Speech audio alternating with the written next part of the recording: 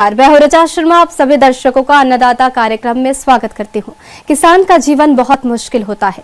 वो अपने खेतों में लंबे समय तक काम करता है। उसका ध्यान सदैव फसल में ही लगा रहता है। वो अपनी कड़ी मेहनत की ताकत पर अपना जीवन व्यतीत करते हैं। ऐसे ही किसानों की प्रगति के लिए हम खेती बाड़ी से जुड़ी कुछ महत्वपूर्ण जानकारियां आप तक लाते हैं। हर रोज सुबह आपके सामने हाजिर होते हैं। तो चलिए कार्यक्रम शुरू करते हैं और सबसे पहले देखते हैं क्या है आज के अन्नदाता में। पशुओं से स्वच्छ दूध उत्पादन करके ले अधिक लाभ। आलू की मिश्रित खेती करके कमाए अधिक मुनाफा।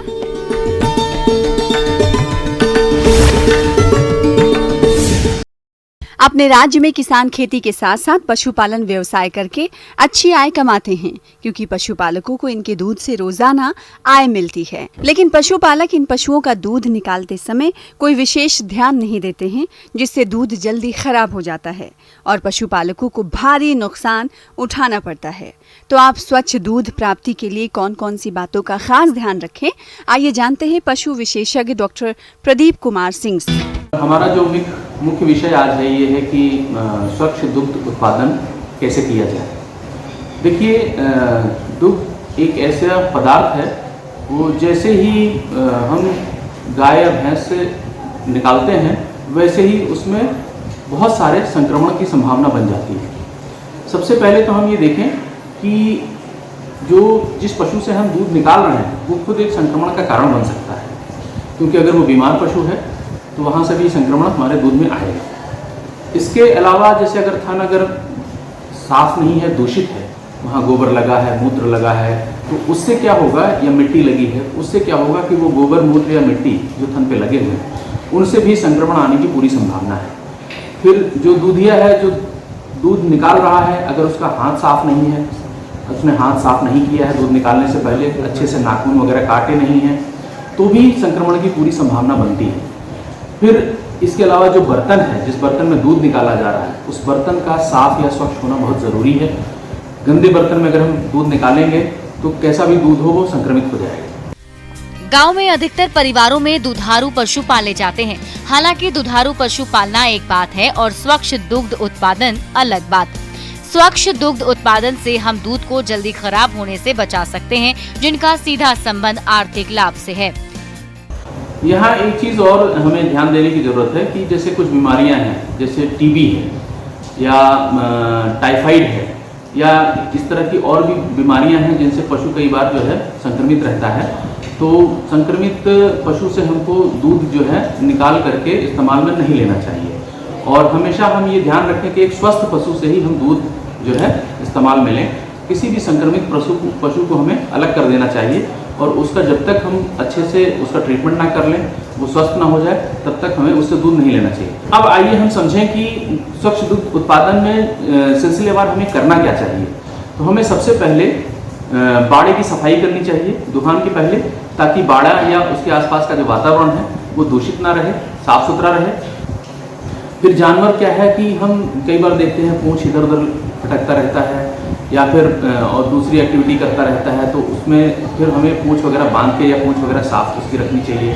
नहीं तो जानवर से कई बार जैसे बाल वगैरह भी झड़ते हैं, तो एक बार जानवर को आप साफ कर लें, अच्छे से धुलाई कर लें, उसके बाद आप दूध दुहने बैठें, ताकि उसमें गोबर ना गिरे, बाल ना गिरे, ये सब चीज़ें उसमें गिरने ना पाए। चलिए, जिस पशु से हम दूध लेने जा रहे हैं, स्पेशली उसका जो थन है, थन खूब अच्छे से साफ करें, और थन के आसपास का एरिया जो है खूब अच्छे से उसको आप साफ कर लें। फिर दूधिया जो है प्रयास करे कि वो मास्क वगैरह भी बांध के रखे, क्योंकि खांसेगा, छींकेगा तो उससे दूध भी हमारा जो है वहाँ पर संक्रमित हो जाएगा। दूध दुहने से पहले दूधिया को अपने हाथों को साबुन से अच्छी तरह साफ कर सुखा लेना चाहिए। हाथ के नाखून समय समय पर काटते रहें। स्वच्छ और कसे कपड़े पहने और सिर को टोपी द्वारा ढक कर रखें, ताकि कोई बाल आदि दूध में ना गिरे। दूध को पूर्ण हस्त विधि द्वारा दुहना चाहिए। हमें ये ज़रूरत है कि जो दूधिया है या जो संपर्क में आ रहा है व्यक्ति उस दूध के, तो उसको एक बार स्क्रीनिंग करके हमें काम में लगाना चाहिए। ऐसा नहीं है कि वो खुद एक बीमारी कैरी कर रहा है और उस बीमारी को वो जानवरों को भी देगा और उस बीमारी को वो दूध में भी ले आएगा, क्योंकि खांसेगा, छींके या दूसरी एक्टिविटी करेगा या हाथ साफ नहीं रखेगा। तो इससे क्या है, जैसे बहुत सारे बीमारी हैं, टीबी है, साल्मोनेला है, इस तरह की बहुत सारी बीमारियां हैं जो दूध में आएंगी, दूध को संक्रमित करेंगी और इससे जो है सुरक्षित दूध का उत्पादन जो है वो नहीं हो पाएगा। इसके अलावा जो बर्तन है, बर्तन को खूब अच्छे से साबुन से या दूसरे चीज़ों से उसको साफ करना चाहिए, साफ करके और सूखा करना चाहिए। गीले बर्तन में दूध नहीं निकालना चाहिए क्योंकि जो पानी उसमें रह जाता है वो अपने आप में संक्रमण का कारण बनेगा। दूध दुहने का बर्तन स्टेनलेस स्टील का होना चाहिए। इसके अलावा एल्युमिनियम और गैल्वेनाइज्ड शीट के बर्तन का उपयोग कर सकते हैं। पीतल और तांबे का बर्तन बिल्कुल इस्तेमाल ना करें। खुली बाल्टी के स्थान पर गुंबदकार छत वाली बाल्टी में दूध दुहना चाहिए। इसके अलावा जैसे ही हमको लगता है कि अब हमने स्वच्छ दूध जो है जानवर से ले लिया है तो अब उसको हमें अच्छे से रखने की ज़रूरत पड़ती है। तो इसके लिए हमें सबसे ज़रूरी है कि उसको तुरंत हमें टेम्परेचर, लोअर टेम्परेचर पे उसको रखा जाए, चिलिंग टेम्परेचर जिसको हम बोलते हैं। तो 8 डिग्री के नीचे तुरंत हमको उसको चिल करना पड़ता है। चिलिंग टेम्परेचर जो 4 डिग्री या उसके आसपास जो रहता है, 4+- जो टेम्परेचर है, उसको सबसे उपयुक्त माना गया है दूध को रखने के लिए।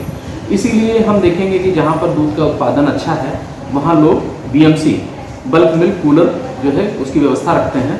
फिर अगर दूध हम स्वस्थ पशु से भी लें तो कच्चा दूध इस्तेमाल में नहीं करना चाहिए और दूध को हमें कैसे पास्चराइज करने के बाद ही इस्तेमाल करना चाहिए। तो इन सभी छोटी छोटी बातों को अगर हम ध्यान में रखेंगे तो स्वच्छ व सुरक्षित दूध का उत्पादन कर सकते हैं।